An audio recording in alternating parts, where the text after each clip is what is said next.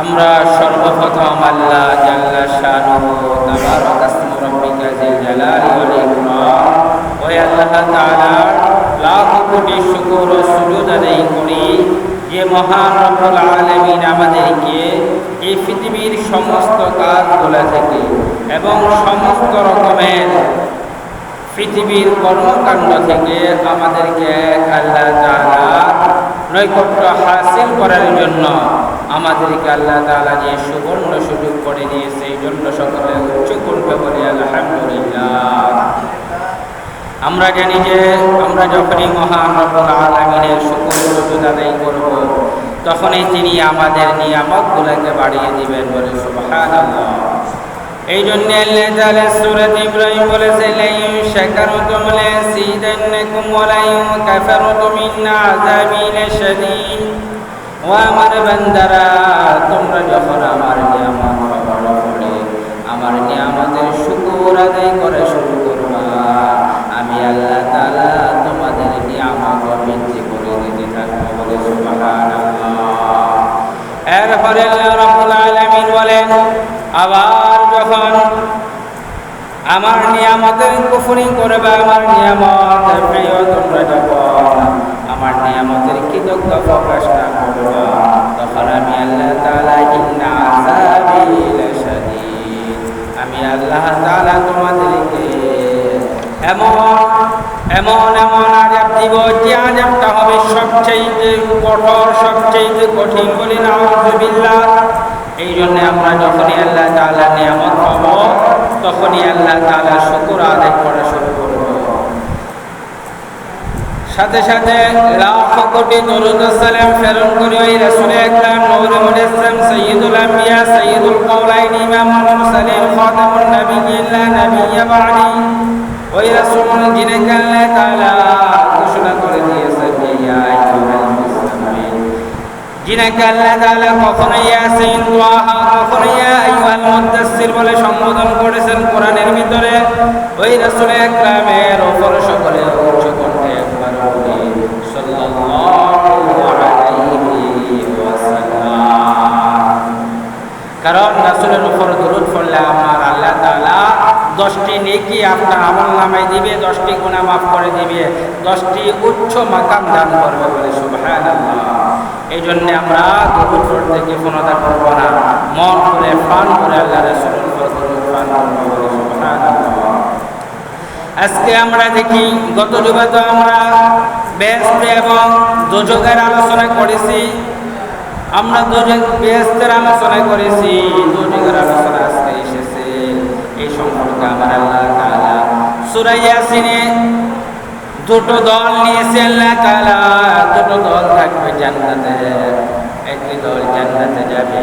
যে সম্পর্কে আমার আল্লাহ তাআলা সূরাতুশ শুরা 25 নম্বর পারায় ইরশাদ করেন, ফারিকুম ফিল জান্নাহ, একটি দল আমি আল্লাহ তাআলা গুণ কীর্তন করে প্রশংসা করে আমার রাসূলের দরুদ পড়ে, আমার রাসূলের উপর সন্তুষ্ট হয়ে রাসূলের ইবাদত করে জান্নাতে চলে যাবে। আর একটি দল আসবে, ওয়া ফারিকুম ফিস সাঈর, যারা আল্লাহ তাআলার কৃতজ্ঞতা স্বরূপ কোনো প্রকাশ করবে না, যারা আল্লাহ তাআলাকে মানবে না, তারা আল্লাহ তাআলার জান্নাতে থাকতে পারে না, তারা চলে যাবে জাহান্নামের নিম্ন স্তরে। বলি নাউযুবিল্লাহ।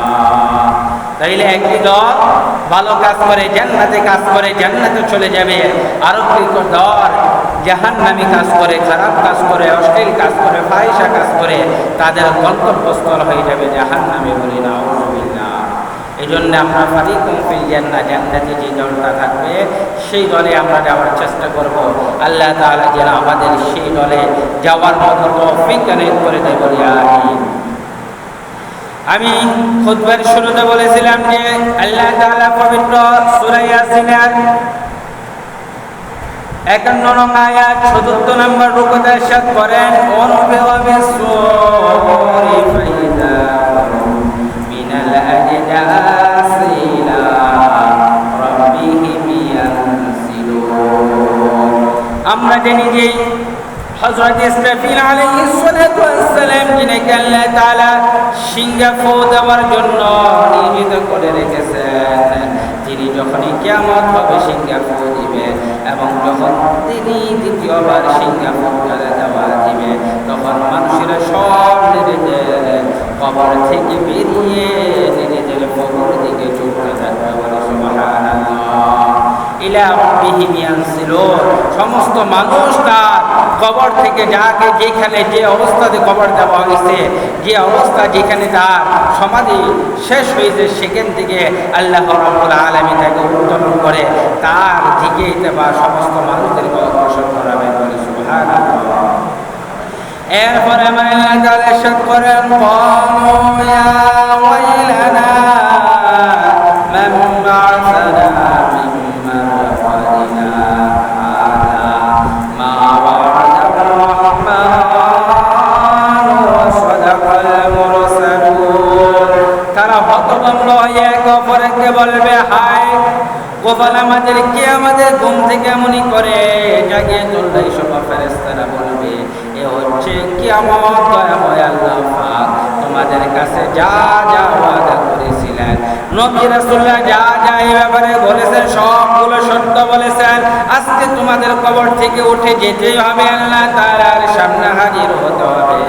পরের আয়াতে আমার আল্লাহ তাআলা ঘোষণা করেন, ইন কানাত ইল্লা সাইহাতান ওয়াহিদাতান ফাইযা হুম জামিউন লাদাইনা মুহদারুন। মূলত এই কিয়ামতটি অনুষ্ঠিত হবে সিংহা এক মহাগর্জন, আর কিছু নয়, মহাগর্জন ব্যতীত সেদিন আর কিছু হবে না। এমন একটি গর্জন হবে, মনে হবে যে এই পৃথিবী ফেটে ফেটে তামার মতো হয়ে যাচ্ছে, এমন একটি গর্জন, বিকট আওয়াজ হবে। আজকে আমরা দেখি আকাশে যে ঠাটা আমরা যেটা বলি বিদ্যুৎ চমকায়, বিশাল বড় আওয়াজ হয়, এর যে কোটি গুণ আওয়াজ সেদিন মানুষের কানে পৌঁছে যাবে। বলে সুবহানাল্লাহ। এরপরে এই গর্জনের সাথে সাথে সবাইকে হাসরের ময়দানে আবার আল্লাহ তাআলার সামনে একত্রিত করা হবে। বলে সুবহানাল্লাহ। তাইলে এই যে আমরা কোথায় থেকে এসেছি আর কোথায় আমরা যাব, কোথায় আমাদের গন্তব্যস্থল, কোথায় আমাদের ডেস্টিনেশন, সেই ডেস্টিনেশনকে আমরা যদি সামনে রেখেই তাহলে আমাদের দ্বারা খারাপ কাজ হতে পারে না।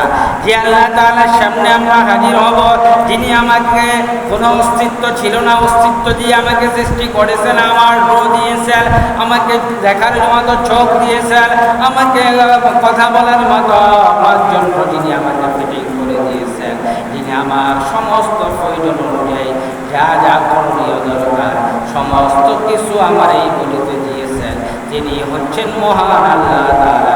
সুবহানাল্লাহ। তারপরে 54 নং আয়াত সূরা ইয়াসিন আল্লাহ তাআলা বলবেন, ফালিয়াউমা লা তুযলামু নাফসুন শাইআ ওয়া লা তুজসাউনা ইল্লা মা কুনতুম তা'মালুন। হাসরের ময়দানে যখন সমস্ত মানুষ একত্রিত হবে, একসাথে হবে, তখন ঘোষণা করা হবে আজ কারো প্রতি বিন্দুমাত্র অত্যাচার করা হবে না। বলে সুবহানাল্লাহ। কারণ সামান্যতম ন্যূনতম জ্ঞান নেক আমল করে যদি সে যায় তাইলে আল্লাহ তাআলা তার প্রতি অবিচার করবে না। তার জন্য আল্লাহ তাআলা বলছে আজ তোমাদের শুধু সেইটুকুই প্রতিদান দেওয়া হবে যেইটুকু তোমরা এই দুনিয়াতে করে এসেছো। বলে সুবহানাল্লাহ। তাইলে অনুপরিমাণ আমরা দেখেছি যদি সূরাতুল জিলজাল দেখি, যেই সূরাটা ভূমিকম্পের সূরা 30 নম্বর পারাতে আল্লাহ তাআলা বলেন, ফামান ইয়ামাল মিসকালা যাররাতিন খায়রান ইয়ারা।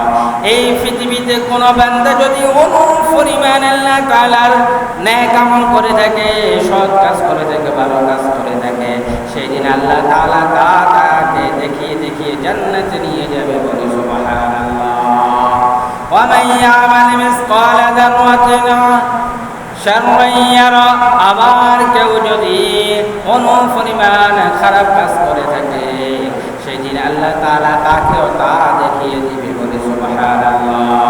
এই জন্য প্রতিটি খারাপ এবং ভালো কাজের চিন্তাধারা, চিন্তা চেতনা আমাদের ভিতরে এমন হওয়া প্রয়োজন যে জান্নাতের চিন্তা ছাড়া অন্য কোনো খারাপ চিন্তা যখনই আসে তখনই আমরা ইস্তিগফার করব, আস্তাগফিরুল্লাহ, আয় আল্লাহ আপনি আমাকে ক্ষমা করুন, ইন্নাল্লাহা কানা গফুরুর রহিমা।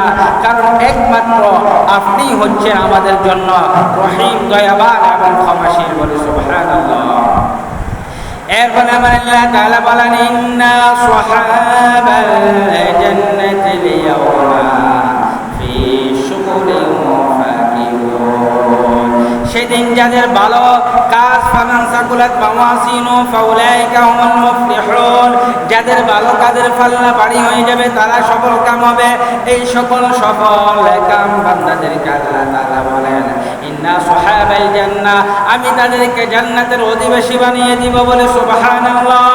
শুধু তাই নয়, আজকের দিনে আমি ওই সকল নেককার বান্দাদের, সৎ কাজ সৎ কর্মশীল বান্দাদেরকে ইন্না আসহাবাল জান্নাতিল ইয়াওমা, আজকে তাদের জন্য আমি এমন জান্নাত রাখবো, এমন বেহেশত তাদের জন্য রাখবো যে বেহেশতে ফি শুগুলিন ফাকিহুন, মহা আনন্দে বিভোর থাকবে সেই বেহেশত জান্নাতবাসীরা। বলে সুবহানাল্লাহ।